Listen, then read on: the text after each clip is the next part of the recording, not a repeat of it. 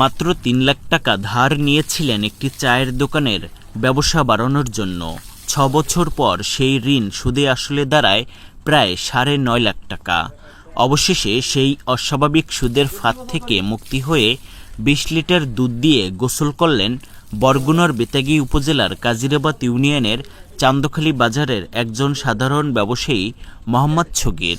তার এই ব্যতিক্রমী উদযাপন এখন স্থানীয় এলাকা জুড়ে ব্যাপক আলোচনার সমালোচনার জন্ম দিয়েছে। অনেকেই বলছেন এটা শুধু একটি ব্যক্তিগত আনন্দ নয়, বরং সুদের জাল থেকে মুক্তির প্রতীকী প্রতিবাদ। নিজের গল্প বলতে গিয়ে আবেগ আপ্লুত হয়ে পড়েন ছগির। তিনি বলেন, ২০১৯ সালে আমি ছোট্ট একটা চায়ের দোকান চালিয়ে কোনো মতো পরিবার চালাতাম। স্বপ্ন ছিল ব্যবসাটা একটু বাড়াবো, তাই ৩ লাখ টাকা ধার নেই। শুরুতে কিছুটা সুদ শোধ করতে পারলেও পরে তা সম্ভব হয়নি। একসময় দেখি সেই ঋণ ৯.৫ লাখ টাকায় গিয়ে ঠেকেছে। আমাকে ভয় দেখানো হতো, চাপ দেওয়া হতো।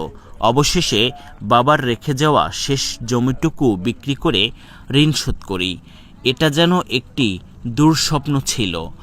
সুদমুক্ত হয়ে যাওয়ার পর নিজের শরীরে ২০ লিটার গরুর দুধ ঢেলে গোসল করেন ছগির। এই অন্যান্য উদযাপন প্রসঙ্গে তিনি বলেন, আমি আল্লাহর শুকরিয়া আদায় করছি, এই যাত্রা থেকে বেঁচে গেছি। চাই না কেউ আর এমন সুদের ফাঁদে পড়ুক। প্রশাসনের প্রতি অনুরোধ, যারা মানুষকে সুদে জড়িয়ে সর্বশান্ত করছে তাদের বিরুদ্ধে কঠোর ব্যবস্থা নেওয়া হোক। বিগত দিনে সুদ দিতে দিতে আমি সর্বহারা, এখন সুদ মুক্ত হলাম। তাই আমি দুধ দিয়ে গোসল করলাম, যাতে পরবর্তী তার কোনো সুদের টাকা কারো কাছ থেকে না আনা লাগে। আচ্ছা, আপনার এখন কেমন লাগছে? ভালো লাগতেছে, আমি মুক্ত হলাম সম্পূর্ণ। চান্দখালী বাজারে ছগিরের প্রতিবাদী উদযাপন ঘিরে ব্যাপক চাঞ্চল্য তৈরি হয়েছে। স্থানীয়রা বলেন, ছগির ভাই খুবই সহজ সরল মানুষ। তার এই সাহসিকতা দেখে আমরা অবাক। এমন কিছু কেউ আগে ভাবেওনি। স্থানীয়রা আরও বলেন, এই ঘটনা চোখে আঙ্গুল দিয়ে দেখিয়ে দিয়েছে কত মানুষ সুদের যন্ত্রণায় জর্জরিত। কেউ মুখ খুলে না। ছগির ভাই সেই সাহস দেখিয়েছেন। দেখলাম একটা লোক বালতিতে দুধ ডাইলে দিয়ে গোসল করলো। আপনি কি শুনলেন আসলে এখানে এসে? সে শুনলাম যে নাকি কি টাকা পয়সা একজন জায়গাতে সুদে আনছিল, সেই সুদের টাকায় ৩ লাখ টাকায় ৯ লাখ টাকা নেছে। এই টাকা থেকে মুক্তি হয়ে গেছে, ৩-৪ দিন আগে শেষ হয়ে গেছে। এই জন্য এই লোকটা দুধ দিয়ে গোসল করে।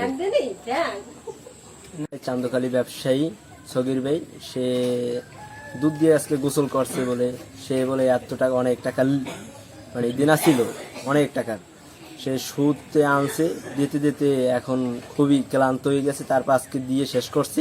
শেষ করে সে দুধ দিয়ে গোসল করে সে আজকে ঘরে উঠছে।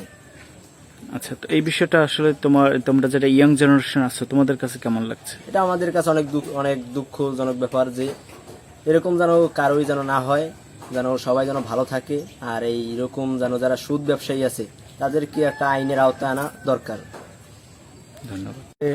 আমাকে এক পাশের ভাই, সে দুধ দিয়ে গোসল করে। সে ১৫-২০ বছর ধরিয়া সুদের টাকা টানতে টানতে সে নিঃস্ব হয়ে গেছে।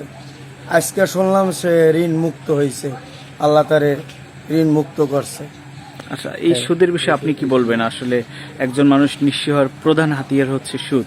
আসলে এই যে ২০১৯ সাল থেকে ২০২৫ সাল পর্যন্ত প্রায় ৯ লাখ টাকা তিনি সুদ দিয়েছেন, আসলে এটা অতিরিক্ত হয়েছে কিনা? হ্যাঁ, অতিরিক্ত, প্রচুর পরিমাণ অতিরিক্ত। আল্লাহ যেন এই পথে কেউ আর না নেয়। স্থানীয় ব্যবসায়ী ছগিরের গল্প হাজারো নীরব কষ্টের প্রতিচ্ছবি।